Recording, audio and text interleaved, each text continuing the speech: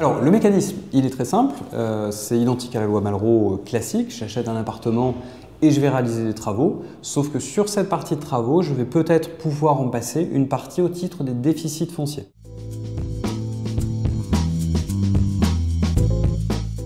Alors, un cas concret, on va prendre un exemple pour que les choses soient très simples. J'achète un appartement 100 000 €. Je vais réaliser 100 000 € de travaux au titre de la loi Malraux classique. J'aurai donc 30 000 € de réduction d'impôt. Premier schéma. Deuxième schéma, je suis en Malraux optimisé au déficit foncier. Mon appartement vaut toujours 100 000 €, j'ai toujours 100 000 € de travaux. Sauf que ces 100 000 €, je vais les distinguer en deux parties. 50 000 € éligibles au titre de la loi Malraux. Donc sur ces 50 000 €, je vais avoir 15 000 € de réduction d'impôt, 30%.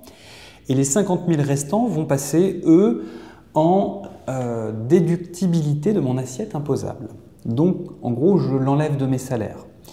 Si mes salaires sont taxés à 45%, je vais donc gagner à peu près 22 000 € au titre de ces 50 000 €. Donc, mes 22 plus 15, j'arrive à 37, comparé aux 30 000 € de ma première solution.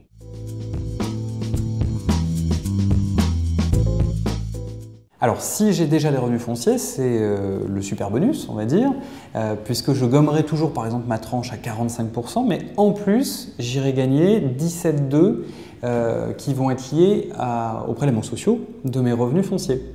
Donc, si j'additionne, j'ai mes 50 000 € de travaux Malraux qui me donnent 15 000 € de réduction d'impôt, mes 50 000 € de déficit foncier qui me donnent 22 000 € de réduction d'impôt et 7 700 € à peu près au titre des prélèvements sociaux que je n'aurai pas à payer.